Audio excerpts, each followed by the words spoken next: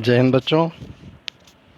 आज है 21 मई और हम लोग देखेंगे 20 मई को क्या क्या भारत में हुआ और विश्व में ऐसा क्या घटित हुआ जो हमारी परीक्षा के लिए महत्वपूर्ण है और किस चीज़ को हम ज़्यादा ध्यान से अगर इसको तैयार करें तो आसानी से हम इन चीज़ों को कवर अप कर पाएंगे। तो चलिए शुरू करते हैं आज अपना सेशन। सबसे पहले आपसे हमने अब लगातार हिस्ट्री की क्लासेस शुरू कर दी हैं और आज हमने देखा कि लाइव ज़्यादा से ज़्यादा 25 लोग या 30 लोग ही थे, ये कि उचित नहीं है। और आप सभी को बधाई कि अब अपने चैनल को लाइव क्लास चलाने का लाइसेंस आज मिल गया है। इस सब के लिए आप बधाई के पात्र हैं और ये तभी हो पाया है जब आपने लगातार कंटिन्यू आप एक दूसरे से जुड़े रहे हैं। बहुत सारी कंडीशंस होती हैं यूट्यूब चैनल्स को सब्सक्राइब कराने चलाने, उसकी कंटिन्यूटी। तो आपने कंटिन्यू होकर लगातार क्लासेस करी, उसकी वजह से ही अपने चैनल को अब लाइव चैनल का मिल गया है कि हम आपको लाइव क्लासेस भी पढ़ा सकते हैं। चलिए बहुत जल्दी ही हम लोग बहुत अच्छी जगह पहुंचेंगे और जैसे सब लोग कहा करते हैं ना, यूट्यूब चैनल से आप बहुत कुछ कर सकते हैं अपने बच्चों के लिए। अभी तक आप क्षेत्रीय आधार पर कर रहे थे, आप राष्ट्रीय आधार पर करिए। चलिए ये तभी संभव है जब आप लगातार हमारे साथ जुड़े रहें। और जो लोग सो रहे हैं, मैं फिर रिक्वेस्ट कर रहा हूँ, कंटिन्यू क्लासेज में आ जाइए, अपनी क्लासे अटेंड करिए। जब मैं मेहनत कर सकता हूँ आपके लिए, दौड़ सकता हूँ, भाग सकता हूँ, तो आप मेरे लिए इतना करिए कि आप मेहनत करके पढ़ लो यार। कुछ मैं प्रयास कर रहा हूँ, उस प्रयास में आप थोड़ी सी मदद करो। मदद आपकी इतनी है कि अगर आप नहीं यहाँ मान लीजिए पढ़ना चाहते, नहीं हमें यूट्यूब में नहीं पढ़ना, तो भैया मुझे मैसेज कर दो, मैं व्हाट्सअप पे वही डाल दिया करूँ वीडियो, या वो मैटर मैं व्हाट्सअप पे डाल दिया करूँ, लेकिन पढ़ लो भाई। रिक्वेस्टफुल कह रहा हूँ, पढ़ लो। मत पढ़ो यूट्यूब में। आपको लगता है कि सर ये व्यवसायीकरण कर रहे हैं, नहीं कर रहा हूँ व्यवसायीकरण, और कभी नहीं कहता इसको अब लाइव करो, शेयर करो, सब्सक्राइब करो, मत करो, एकदम मत करो। आप पढ़ लो यार, केवल बस इतना रिक्वेस्ट कर रहा हूँ कि पढ़ लो। इस करंट के लिए कितना मेहनत करना पड़ता है, जो लोग इसको दिन भर ढूंढते हैं, सर्च करते हैं, 4-4 घंटे इस चीज़ के लिए मेहनत करते हैं, उसके बाद ये जब प्रिपेयर होकर आता है तो फिर आप उसमें जब मेहनत नहीं करते हैं तो तकलीफ़ होती। और अगर हमें तकलीफ़ हुई तो स्वाभाविक है, ये उचित नहीं है। हम आपके लिए प्रयास कर रहे हैं और आप हमारे लिए इतना प्रयास करें, केवल पढ़ लो यार। चलिए अब बिल्कुल निगेटिव चीज़ों को लात मारिए अपनी भाषा में और पढ़ चलते 3 मिनट मैंने आपके लिए, आपके भविष्य के लिए। मैं आपसे बार बार कहता हूँ, जो भी नकारात्मक चीज़ आसपास आए उसे किक मारिए, एक लात मारिए, बाहर भगा दीजिए। सकारात्मक ऊर्जा अपने पास रखिए और ध्यान रखिए कि मैं हमेशा आपको कहा करता हूँ ना, सबसे बड़ा रोग क्या कहेंगे, यस। इसलिए किसी की सोचने की ज़रूरत नहीं, किसी कहने की ज़रूरत नहीं, अपना काम करना शुरू कर दीजिए। चलिए शुरू करते हैं आज का सेशन बेहतर तरीके से, और उम्मीद के साथ कि आप कल से लाइव क्लासेज में ईमानदारी से मेहनत करेंगे। और जिन्हें लग रहा हो कि वो बहुत होशियार हो गए, विश्वास दिला रहा हूँ आपको, जिन्हें लगता है होशियार हो गए, समझ लेना आप अपने कैरियर को ब्लॉक कर रहे हैं। क्योंकि अगर कोई होशियार होता, मैं बार बार कह रहा हूँ, अगर कोई होशियार होता तो आइंस्टीन अपने दिमाग का 3% उपयोग करके इस दुनिया से नहीं चला आता। इसका मतलब है, अगर आप कह रहे हैं आप होशियार हैं, तो आपसे बड़ा गधा कोई नहीं। चलिए शुरू करते हैं। बेरोजगारों की सहायता हेतु किस राज्य द्वारा होप पोर्टल लॉन्च किया गया? तो मैंने इसको आपको पढ़ाया था, इसको शुरू किया था किस? उत्तराखंड सरकार ने, है ना। उत्तराखंड के बारे में भी हमने कहा था। फूलों की घाटी कहाँ है, आप अच्छे जानते हैं ना, उत्तराखंड में है। तो चलिए आज का पहला सेशन, ये बढ़िया सा फूल दिख रहा है ना, अरे भैया फूल नहीं है, ये जहर है। क्या है? कोविड-19, दैट इज़ कोरोना। कोविड-19 के सभी संकीर्ण मामलों से ठीक होकर कौन सा केंद्र शासित प्रदेश कोरोना मुक्त हुआ? Yes, that's Ladakh. No doubt Ladakh हुआ है। तो 3 मई 2020 के बाद से कोरोना का कोई ताज़ा मामला उनके पास नहीं आने के कारण लद्दाख कोरोना वायरस मुक्त हो गया है। साथ ही लेह जिले में जिन संक्रमित रोगियों का इलाज चल रहा था वे इस महामारी से ठीक हो गए, यानी बेहतर तरीके से। अब आपको बताना, भारत में तो लद्दाख हुआ, कौन सा ऐसा देश यूरोप का है जो पूरी तरह से कोरोना से मुक्त देश हो गया, जहां पर कोरोना का एक भी पेशेंट नहीं है? आपको जवाब देना कमेंट बॉक्स में। तो लद्दाख स्थापना हुई 31 अक्टूबर 2019। 31 अक्टूबर ने 5 अगस्त 2019 को इसकी हुई थी। फिर भी इसको जो अध्यादेश होगा, हो सकता है उसकी डेट लिखी गई हो। फिलहाल लद्दाख की जो हुई थी 5 अगस्त 2019 को इसकी स्थापना हुई थी। राजधानी लेह, कारगिल। उपराज्यपाल राधाकृष्ण माथुर, ये अभी अस्थायी तौर पर काम कर रही है, ठीक है। चलिए अगला से बात करते हैं। इस डेट को ज़रा कंफर्म कर लीजिएगा और कमेंट बॉक्स में लिखिएगा कि ऐसा 31 अक्टूबर 2019 को लिखा क्यों गया। उपराज्यपाल है राधाकृष्ण माथुर। अगला है संकल्प एकेडमी का बिंदु अगला आप जरा देखिए, ये हैंडसम टाइप का देखिए, यहाँ पर क्यों शर्म फूल के चक्कर मत पड़ो यार, इसको देखो, ये मतलब की चीज़ है। यस, हाल ही में किस तिथि को विश्व मधुमक्खी दिवस घोषित किया गया? भैया 20 मई को विश्व मधुमक्खी दिवस घोषित।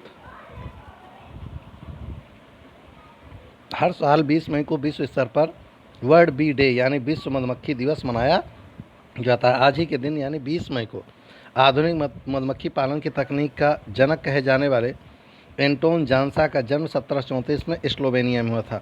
आप जानते हैं अब मधुमक्खी का, जैसे एपीकल्चर कहते हो, उसका व्यवसायीकरण हो चुका है पूरी दुनिया में। तो दुनिया के खाद्य उत्पादन का लगभग 33% मधुमक्खियों पर निर्भर करता है, इसलिए वो महत्वपूर्ण है ना, इसलिए उन पर दिवस मनाया जाता है 20 मई को। थीम क्या है? Be engaged. इसे FA food and agriculture organisation द्वारा इसको मनाया जाता है। गठन हुआ था 16 अक्टूबर 1945, इसीलिए खाद्य दिवस कब मनाया जाता है? 16 अक्टूबर को। विश्व खाद्य दिवस कब है? 16 अक्टूबर को। हेडक्वार्टर कहाँ है? रोम, इटली में। महानिदेशक क्या है? क्यों डोंग्यू। इसके अध्यक्ष कौन है? क्यों डोंग्यू, है ना। चलिए अगले बिंदु पे बात करते हैं। अगला बिंदु क्या है जरा देख लीजिएगा। देखिए ये दोनों एक दूसरे के पूरक हैं, ये इनकी बात सुन नहीं रहे हैं और ये इनकी नहीं सुन रहे हैं। क्यों? दोनों एक दूसरे को सुना चुके हैं, ये इन्हीं की वजह से इस समय बहुत बुरी स्थिति में पहुंच चुके हैं। ये हैं अध्यक्ष WHO के, और ये हैं आप अच्छे जान चुके हैं चाइना के प्रधानमंत्री, है ना, राष्ट्रपति सॉरी। तो इन्होंने नरक बो रखा है, तो देखते हैं कौन है। तो देख लीजिए, सबसे पहले किस देश ने WHO को $2 बिलियन की मदद कर? अब तो करोगे भैया, क्यों नहीं करोगे? चीन ने किया है, क्योंकि अमेरिका ने WHO को पैसा देना बंद कर दिया। उसने कहा पैसा हम तुम्हारा वेतन बंद, तो चीन ने कहा भैया हम देंगे, क्योंकि तुमने, तो अभी हमने कहा ना, इन्होंने इनको बचाया। किसने? इन्होंने इनको बचाया। आप जान गए होंगे क्यों? क्योंकि इन्होंने बहुत देर समय तक तथ्य छुपाए रखा, फिर इन्होंने इसको बचाने के लिए $2 बिलियन का आपने पैसा दे दिया। चलिए अब अभी भी समझने वाली ज़रूरत है कि आखिर ऐसा चीन ने क्यों किया। यह राशि WHO को कोविड-19 से निपटने 2 वर्षों में प्रदान की जाएगी। ये कोविड-19 से निपटने के लिए नहीं, आप अच्छे जानते हैं सैलरी नहीं मिलेगी इन सबको। यह घोषणा ऐसे समय की गई जब चीन पर वैश्विक दबाव बढ़ रहा है। चीन राजधानी क्या है? बीजिंग। पूर्ण नाम क्या था? पेकिंग। मुद्रा क्या है? रेनमिनबी। राष्ट्रपति कौन है? सी जिनपिंग, है ना। अगला देखिए, गौर से देख लीजिए, चेहरे से ही कैसे लग रहे हैं भैया ये। हाँ हाँ, देखिए देखिए, पहचानिए। हाँ, ये हैं थॉमस हाबेन, इन्होंने अपने पद से इस्तीफा दिया है। कहाँ के हैं ये? लेसोथो। कहाँ का देश है? दक्षिण अफ्रीकी, है ना। भुखमरी से मरता हुआ देश, वहाँ के प्रधानमंत्री और महान थाबेन और उनकी मौजूदा पत्नी पर लगभग 3 साल पहले अपनी पूर्व पत्नी की हत्या की साजिश का संदेह होने के कारण देश में राजनीतिक संकट पैदा हुआ था। अब इन्होंने अपनी पत्नी को ही मारने का बेड़ा उठा रखा था। लेसोथो के वित्त मंत्री मोएक्सी मजेरो को देश के अंतरिम PM के रूप में चुना गया है। फिलहाल ये अभी आने दीजिए। ये बात करते हैं लेसोथो की, दक्षिण अफ्रीकी पर्वतीय देश, राजधानी मसेरू, और मुद्रा कौन सी? मसेरू लोटी। अगला है, ये देखिए, इनको गौर से देख लीजिएगा। यस यस यस, गौर से देख लें। ये हैं रस्किन बॉन्ड। हाल ही में किस प्रसिद्ध लेखक ने अपने 86वें जन्मदिन पर एक नई किताब लॉन्च की? That is Ruskin bond. इस दौरान किताब hope on my adventure on boats train and plan, इन्होंने अपनी कहानी लिखी है ट्रेन में यात्रा करते समय, बस में यात्रा, सॉरी प्लेन में यात्रा करते समय इनके साथ जो घटनाएं घटी, उन घटनाओं को रोमांचक मनोरंजक तरीके से इन्होंने पेश किया अपनी पुस्तकों में, और जैसे बच्चों को बड़ा मज़ा आने वाला है, तो बच्चों को लेकर इन्होंने ये पुस्तक लिखी। और आप रस्किन बॉन्ड को अच्छे जानते हैं, इनकी जितनी पुस्तकें आप जानते हो कमेंट बॉक्स में जल्दी से लिखिए। तो आप जितना ज़्यादा से ज़्यादा जानते हो किसी चीज़ के बारे में, हमें कमेंट्स बॉक्स में ज़रूर बताया करें, ताकि उसको हम आगे आने वाले वीडियोज़ में शामिल करें और लोग भी उससे लाभान्वित हो सके, है ना। अगला देखिए, गौर से इनको देख लीजिएगा। वाइस एडमिरल विनय बधवार 2019 अलेक्जेंडर डेलरमेंपल अवार्ड, है ना। ये क्या है? अलेक्जेंडर डेलरमेंपल अवार्ड 2019 का ये विजेता हैं वाइस एडमिरल विनय बधवार। अच्छा, ये है क्या? इनको मुख्य जल सर्वेक्षक के रूप में जो ये रहे हैं, इनको UK सरकार रक्षा मंत्रालय द्वारा ये पुरस्कार दिया जाता है। इस पुरस्कार के विजेता का चयन UK हाइड्रोग्राफिक ऑफिस की मुख्य समिति द्वारा दुनिया भर में हाइड्रोग्राफी, कार्टोग्राफी, नेविगेशन के मानकों को बढ़ाने प्रयास किया। अब यहाँ पर देखिए 3 चीज़ें। पहला हाइड्रोग्राफी आप जानेंगे समुद्र विज्ञान यानी पानी के क्षेत्र में काम करने में। कार्टोग्राफी में आते हैं मानचित्रण यानी कौन सी लोकेशन पे कौन देश है कौन सा है, इन सब चीज़ों का करने वाले कार्टो। और नेविगेशन आप जानते हैं जो स्थान होते हैं नेवल के उनके बारे में होता है ना। नौसेना प्रमुख कौन है? एडमिरल करमबीर सिंह। और राष्ट्रीय अंतर्राष्ट्रीय हाइड्रोग्राफिक संगठनों के निदेशक कौन है? अब्री काम्फर। अब्री काम्फर कहाँ? दक्षिण अफ्रीका। और मुस्तफ़ा इब्टेस कहाँ के हैं? तुर्की के। अंतर्राष्ट्रीय हाइड्रोग्राफिक संगठन 1921 में गठित हुआ और इस संगठन का जो मुख्यालय है वो कहाँ है? मोनाको। अब बताना मोनाको देश कहाँ पर अवस्थित है, मैंने आपको पढ़ाया बड़े अच्छे से इसको। अगला देखिए, यस, दक्षिण मध्य रेलवे ने कोविड-19 मरीजों के लिए किस नाम से रोबोट विकसित किया? तो रेल बॉट रोबोट ये इन्होंने विकसित किया है दक्षिण मध्य रेलवे ने। ये क्या है? देखिए, मानव रहित जहाँ जहाँ मानव टच करेगा किसी व्यक्ति को कोविड फैलने की संभावना बढ़ जाती। तो इन्होंने प्रयास किया है कि एक ऐसा रोबोट बना जो मानव को सुविधाएं ढेर सारी दें, जैसे दवा, चिकित्सा, स्वास्थ्य सामान, जो भी चीज़ें देनी है, लेकिन उनको छुआ ना जाए। खाना भी परोस दो, सब कुछ हो जाए, लेकिन व्यक्ति को छुआ ना जाए, जिससे इसको फैलने से क्या किया जाए, इसकी चेन तोड़ी जा सके, है ना। आपने देखा होगा टीवी पे दिखाते हैं कि अगर एक ये लाइट जल रही है, इसके बगल में लाइट जल रही है और ये लगातार एक दूसरे को जलाती, अगर बीच की एक लाइट को क्या कर दिया जाए, हटा दिया जाए, तो आगे जलना क्या हो जाएगा? बंद। तो कोविड-19 में अगर हम चाहें तो एक चेन तोड़ दें तो आगे फैलने की संभावना है। इसीलिए रेल बॉट रोबोट शुरू किया गया दक्षिण मध्य रेलवे के द्वारा। दक्षिण मध्य रेलवे का मुख्यालय कहाँ? आंध्र प्रदेश। 2 अक्टूबर 1966 की इसकी स्थापना हुई। रेल नियामक इसका जो वो है, इसका बोर्ड जो है वो सिकंदराबाद है। और रेलवे के महाप्रबंधक कौन है इस समय? यहाँ के गजानन माल्या, है ना। जरा इस फिगर को गौर से देख लीजिए। यस, भारत ने फिलिस्तीनी शरणार्थियों के लिए किस संगठन को $2 मिलियन की सहायता प्रदान की है? तो भैया भारत ने फिलिस्तीन के शरणार्थियों के लिए उनरवा नाम से एक सहायता शरणार्थी हैं यह संगठन शरणार्थियों के कल्याण के लिए काम करता है। फिलिस्तीन में भारत के प्रतिनिधि सुनील कुमार द्वारा यह राष्ट्र संगठन को दी गई। उनरवा जरा ध्यान से देखिए, इसको फर्स्ट टाइम यहाँ पे नोट किया गया है और हमने भी इसको फर्स्ट टाइम ही नोट किया है। ज़रा देखिएगा, उनरवा United Nation relief and work agency, इसको हम भी नोट कर रहे हैं डायरी में, आप भी नोट कर लीजिए। United Nation relief and work agency, ये उनरवा का फुल फॉर्म है। इसका हेडक्वार्टर है अम्मान, जॉर्डन में। आयुक्त हैं क्रिश्चियन सैंडर्स, आप ध्यान रखिएगा इसको। अब आपको सैंडर्स के बारे में लिखना है कमेंट्स बॉक्स में, अगर आपने रियल में उससे हिस्ट्री पढ़ी है तो।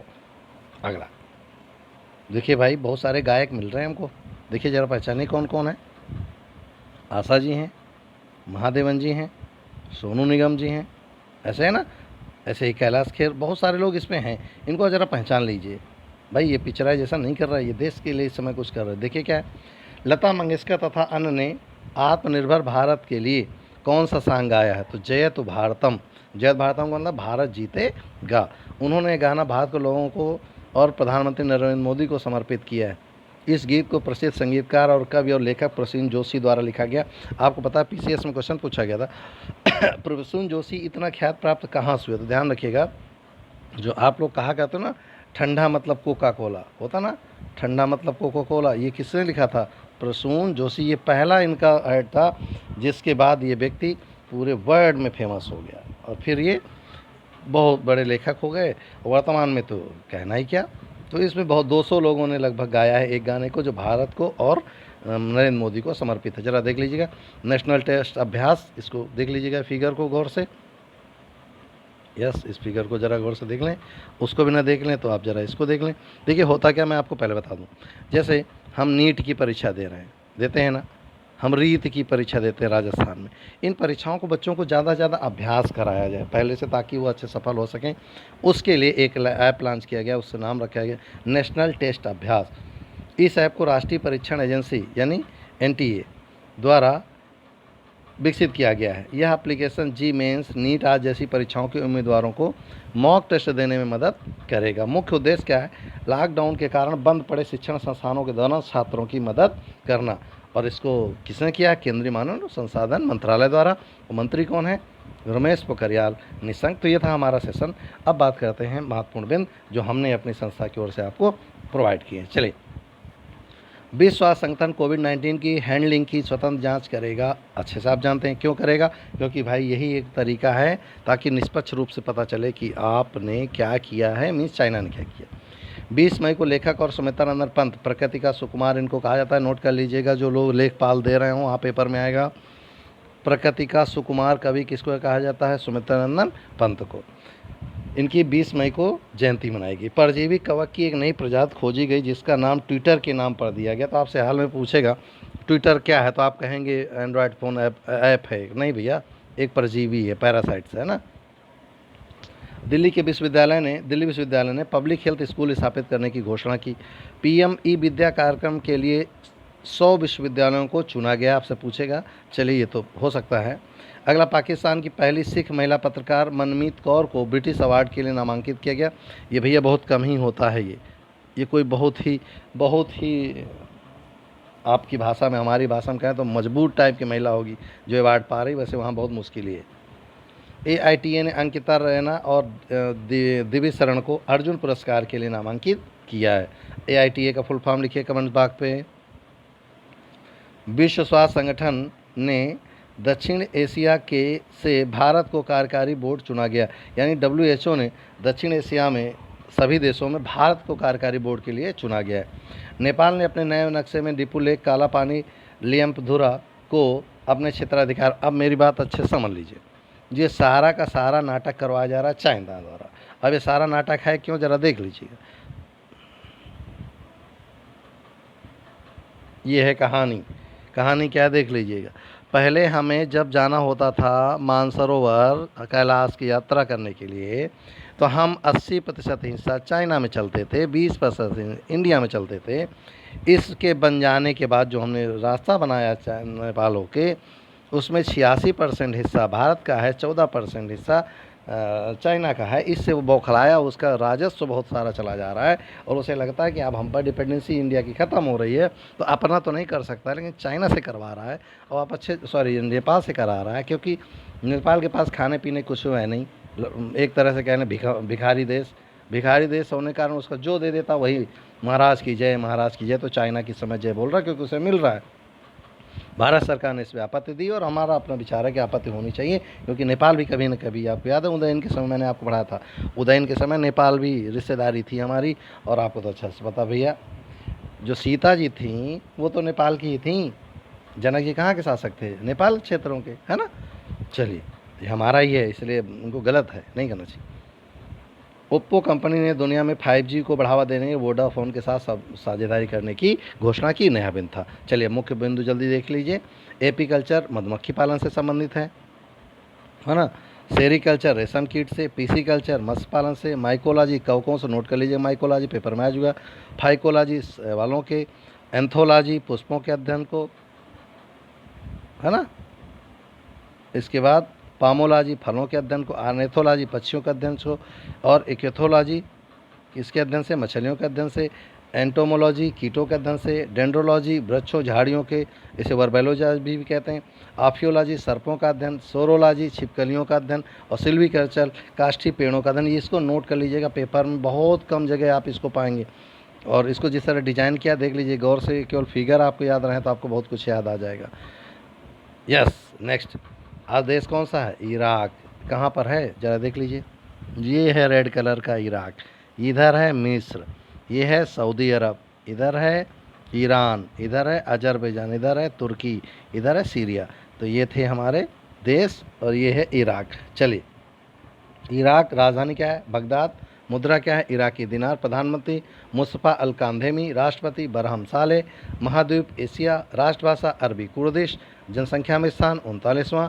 GDP में स्थान 52वां। क्षेत्रफल में 58वां। राष्ट्रीय ध्वज आप देख सकते हैं, है ना। अब जरा एक चीज़ गौर से, ये जो रोज़ रोज़ हम एक देश लेकर आपको बता रहे हैं ना, मेरी बात आप ध्यान से समझ लीजिए।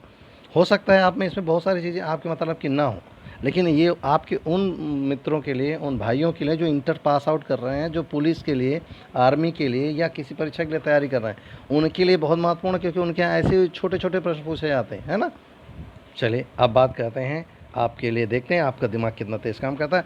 हाल ही में किस मंत्रालय ने वन स्टेट वन गेम योजना प्रारंभ की है? गृह मंत्रालय ने, खेल मंत्रालय ने, रक्षा मंत्रालय ने, परिवार कल्याण मंत्रालय ने। आप सभी इस प्रश्न का सही जवाब कमेंट बॉक्स में ज़रूर दें। आप कौन सा इसमें वन स्टेट वन गेम्स है, किस मंत्रालय ने इसको शुरू किया। तो ये थी कहानी आज हमारे सेशन की। अब बात करते हैं कि किस प्रकार हमारे देश में जो स्थितियां बन रही हैं अल्फाओं को लेकर, वो किस प्रकार हम उनसे बच सकते हैं। देखिए, जो चक्रवात आया आप अच्छे से बनते हैं, ये ड्रिफ्ट के कारण चक्रवात बनते हैं। और ये बना हुआ जो चक्रवात है, इसकी गति लगभग 180-185 किलोमीटर प्रति घंटे की रफ्तार से है, और इसने उड़ीसा और पश्चिम बंगाल में खूब कस के इसको नुकसान पहुंचाया। तो जो भी अल्फानो हो, चाहे जो भी चक्रवात हो, इनके नाम कैसे रखे जाते हैं मैंने आपको पढ़ाया। इनके जो नाम रखे जाते हैं, कैसे रखे जाते हैं, कैसे इनका डेस्टिनेशन पहले होता था जगह के आधार पर, लेकिन बाद में इसके लिए एक पर्टिकुलर एक संस्था बना दी गई। तो ये सारी चीज़ें हम अब लाइव क्लास, जब संडे को हम हो सकता है लाइव क्लास लेंगे, तो हम उसमें बात करेंगे इन सब बिंदुओं की। तो फिलहाल आज के लिए इतना ही, इस उम्मीद के साथ कि आप बेहतर तरीके से पढ़ेंगे और बेहतर तरीके से हमें जवाब देंगे, और कल लाइव क्लास में ज़्यादा से ज़्यादा लोग उपस्थित हों, हम ऐसी अपेक्षा करते हैं। फिलहाल के लिए आज इतना ही, मिलते हैं नेक्स्ट सेशन में अच्छे टॉपिक के साथ। फिलहाल के लिए जय हिंद।